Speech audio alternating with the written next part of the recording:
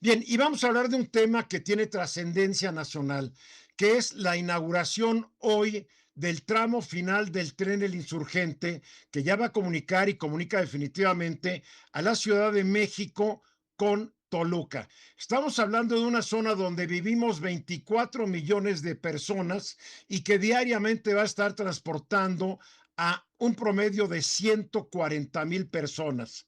En solamente 50 minutos, uno podrá viajar de la estación Observatorio a la ciudad de Toluca por 100 pesos. Y la verdad, mucho más barato y mucho más seguro que los servicios de autobuses de pasajeros que en México pues, pertenecen a un oligopolio, ¿no? Son 4, 5, 6 familias los dueños de todo el autotransporte de pasajeros. A veces tienen líneas de archilujo y de repente tienen unas líneas que dices, qué poca vergüenza, ¿no? Pero en fin, el insurgente, además me gusta lo que ocurrió el día de hoy. Se acaba de inaugurar, pero a diferencia de cuando el aldeano gobernaba este país el sexenio pasado, aquí no se privilegió el capricho de una persona por inaugurar la obra, ni se privilegió el cortar listoncitos, ni que el señor se luciera.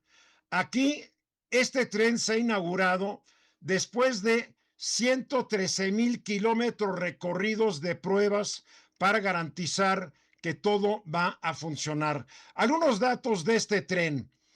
Es una flota de 20 trenes eléctricos hechos por la española CAF. Cada tren va a tener 719 pasajeros que puedan ser transportados. La velocidad va a ser de 90 kilómetros, pero puede llegar a los 160. Tiene tracción en todas las cabinas y triple frenado, neumático, hidráulico, cosas que yo no entiendo. Pero a esta estación que se inauguró hoy es multimodal. Se conecta con el metro, las líneas 1 y 2, con la línea 3 del cablebús y con la terminal de autobuses poniente. Hasta parece del primer mundo, aunque hay que decirlo, todavía hay obras que no se concluyen en esta estación observatorio y yo creo que se debería haber acabado perfecta y totalmente. Pero bueno, así va la cosa. 100 pesos el recorrido completito, 90 de la Ciudad de México a Toluca, pero después pasa a Toluca, es solo 100 pesos, eh, 70 pesos a Lerma, 25 de Observatorio a Santa Fe, está mejor que estar agarrando un transporte como el de la Ciudad de México. ¿Cómo se compara? La carretera a veces te pueden ir hora, hora y media, a veces puede estar cerrada la carretera porque alguien se dio un trancazo. En autobús 112 pesos por un servicio lento e incierto. Hay muchos riesgos, mal estado de la carretera, mal estado de las unidades, hay muchos muertos en las carreteras de México.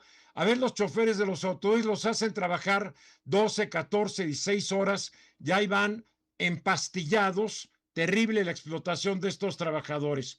Las próximas rutas que se abran, que están trabajando, van a ser muy similares a este tren. Me refiero al México Nuevo Laredo, va a tener trenes eléctricos de hasta 200 kilómetros por hora.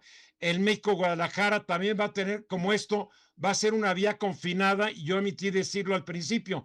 El México Toluca es una vía confinada, siempre va por arriba, nunca atraviesa calles ni carreteras. Es una obra, la verdad, del primer mundo. El mantenimiento está incluido, creo, en todos los presupuestos a futuro. Y yo sí tengo cierta predilección por los ferrocarriles, tanto de carga como de pasajeros, porque estoy convencido que México cometió un error terrible desde que la revolución se bajó del caballo y se olvidaron de los ferrocarriles, y después, pues los políticos vieron que era mejor negocio tener líneas de autobuses de pasajeros o autotransporte de carga, y por eso estuvo frenando el desarrollo ferrocarrilero en nuestro país. Muchos de los dueños de esto, exgobernadores, exsecretario de Estado, políticos muy, pues no muy distinguidos, pero muy influyentes en su momento. Guillermo. Bueno, y independientemente también hay que mencionar el tema de la seguridad, me refiero de la enorme cantidad de robos que hay tanto en el transporte público como en la carretera. Y también. en términos de las cifras, en algún tiempo, una vez que esto ya esté funcionando perfectamente, vamos a ver un impacto positivo ahí también. Aparte, obviamente, de la movilidad, que sí, coincido, es una maravilla de obra y que a pesar de las críticas, sí nos ponen un tema de modernidad que además esperemos que este año que tenemos el gran evento del Mundial, sirva también de promoción y de publicidad.